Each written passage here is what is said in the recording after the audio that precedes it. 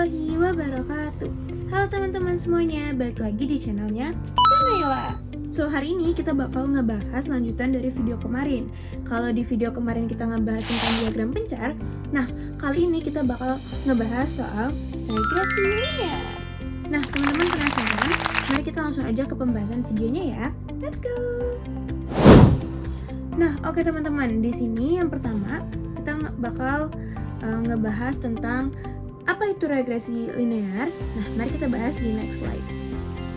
Jadi, bersama regresi linear adalah teknik atau metode statistik yang biasanya digunakan untuk menganalisis hubungan antara satu variabel dependen atau terikat dengan satu variabel independen atau bebas. Itu bisa satu atau lebih. Selanjutnya, berikut adalah rumus persamaan dari regresi linear. Bentuk umumnya itu adalah Y per P sama dengan A ditambah B dikali X. Nah, di sini ada rumus persamaan regresi yang tadi udah aku jelasin. Apa sih sebenarnya dari Y per P, A, atau B, ataupun X? Jadi, Y per P adalah variabel terikat.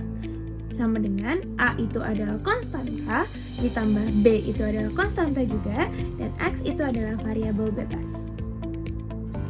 Nah, selanjutnya di sini ada rumus yang harus kita ketahui, yang dimana untuk mencari A dan juga untuk mencari B dapat ditentukan dengan rumus berikut.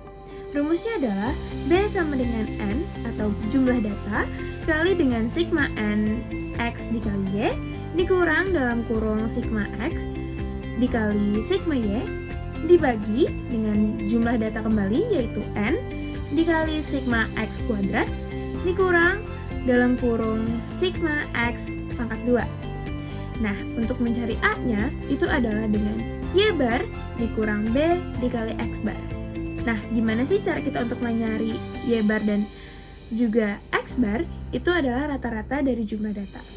Nah, selanjutnya di sini ada data yang sudah kami sajikan, di mana di sini ada tinggi badan dan juga ukuran sepatu, dan jumlah datanya ada 40. Tentukan persamaan regresi dari hubungan antara tinggi badan dalam kurung cm terhadap ukuran sepatu berikut. Nah, cara nentuinnya sebelum kita menentukan persamaan regresi, di mana kita membutuhkan data X dikali Y dan juga kita membutuhkan data X kuadrat. Mari kita cari data-datanya terlebih dahulu ya. Nih, aku udah langsung ada datanya guys. Nah, ini data-data yang udah aku coba jumlahkan. Dimana cara untuk menghitung X dikali Y-nya itu adalah dengan, misalnya di data pertama, data X-nya itu adalah 151 dan data Y-nya itu ada 39. Berarti cara untuk menghitung X Y-nya adalah 151 dikali 39 yang hasilnya adalah 5.889. Nah, lalu bagaimana cara menghitung X kuadratnya atau X pangkat 2-nya? Nah, caranya itu dengan melihat data X-nya saja. Misalnya di data pertama itu ada 151.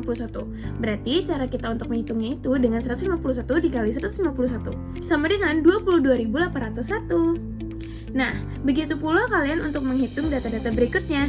Jadi, teman-teman kalau mau hitung langsung per satu-satu data. Nah, setelah kalian menghitung seluruh datanya, teman-teman bisa menghitung jumlah dari seluruh data yang sudah teman-teman hitung. Dimana di sini di paling bawah kalau teman-teman melihat, di situ ada sigma, dimana itu adalah berarti jumlah. Jadi jumlah datanya, misalnya jumlah X-nya, berarti teman-teman hitung dari data 1 sampai data 40 yang hasilnya 6.450. Lalu yang kedua di bagian Y itu kalian juga hitung dari data pertama hingga data 40 yang menghasilkan 1601 X dikali Y-nya dari data 1 sampai data 40, dimana menghasilkan jumlah 258.646. Nah, yang terakhir di data terakhir kita membutuhkan jumlah dari X kuadratnya atau X pangkat 2, dimana di sini kalau misalnya kita hitung dari data pertama sampai data 40 menghasilkan jumlah yaitu 1.041.706. Nah teman-teman, selanjutnya kita bakal nyari B-nya. Bagaimana caranya? Seperti yang tadi udah aku jelasin, berikutlah rumusnya. Dimana B sama dengan N atau jumlah data dikali dengan sigma XY dikurang dalam kurung sigma X dikali sigma Y dibagi dengan jumlah data kembali dikali sigma X pangkat 2 dikurang sigma X tutup kurung pangkat 2. Nah, berdasarkan data yang tadi kita peroleh bahwa jumlah data adalah 40, jumlah sigma XY adalah 258.646, dikurang sigma X itu ada 6.450 dan sigma Y-nya itu adalah 100.601. Nah, dibagi dengan datanya kembali yaitu 40 dikali dengan sigma X kuadrat di mana menghasilkan 1.041.706 dikurang dengan sigma X pangkat 2 yaitu menghasilkan jumlah 6.450 dipangkatkan 2. Nah, setelah kita hitung nih teman-teman, peroleh B sama dengan 9.390 dibagi 65,740 yang menghasilkan B sama dengan 0,295. Nah, setelah mencari B-nya tadi, kita akan mencari A dan juga Y topi. Di mana cara mencarinya adalah yang pertama, kita harus mencari dulu nih rata-rata dari Y dan juga rata-rata X yang tadi. Cara mencari Y bar adalah di mana ada 1601 dibagi 40 yang menghasilkan 40,025. Nah, selanjutnya di sini kita menghitung rata-rata X di mana caranya adalah X bar sama dengan jumlah X, jumlah data X dibagi dengan jumlah data yaitu 40. Di mana ada 6.450 dibagi dengan 40 sama dengan 161,25. Nah, setelah kita mendapatkan Y bar dan X barnya, mari kita hitung A-nya. Dengan cara A sama dengan Y bar dikurang B dikali X bar. Kita udah dapat nih teman-teman. Kita langsung masukin aja ya.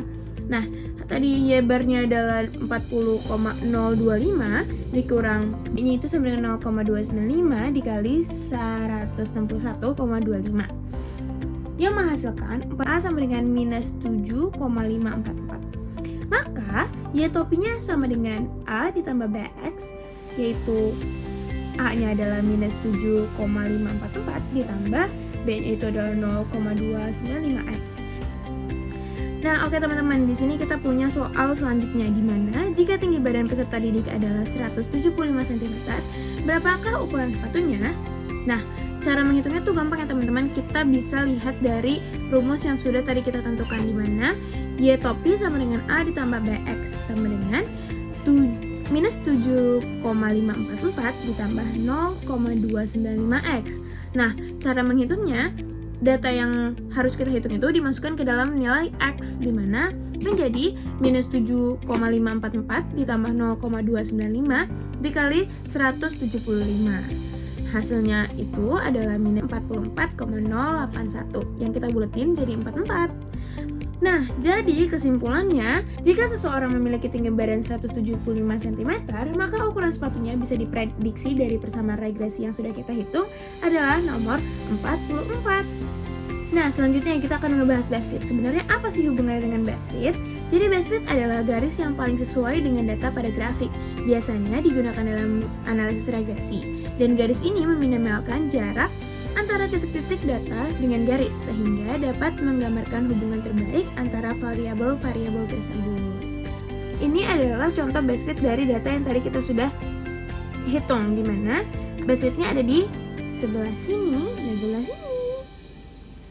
Oke, kita lanjut ya teman-teman. Kesimpulannya, berdasarkan perhitungan menggunakan persamaan regresi, diperoleh bahwa untuk tinggi badan 175 cm, ukuran sepatu yang dapat diprediksi adalah 44. Hal ini menunjukkan bahwa tinggi badan seseorang berhubungan dengan ukuran sepatu yang digunakannya.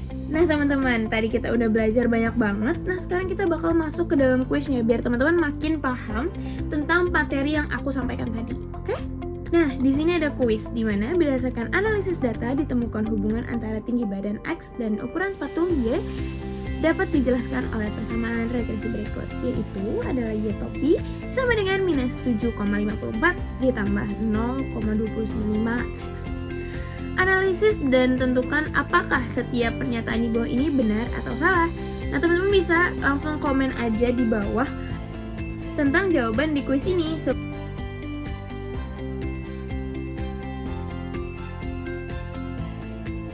Sampai situ aja video yang bisa aku dan teman-teman aku sampaikan. Mohon maaf jika ada kesalahan. Wabillahi taufiq wal hidayah. Wassalamualaikum warahmatullahi wabarakatuh. Dadah, sampai jumpa di next video.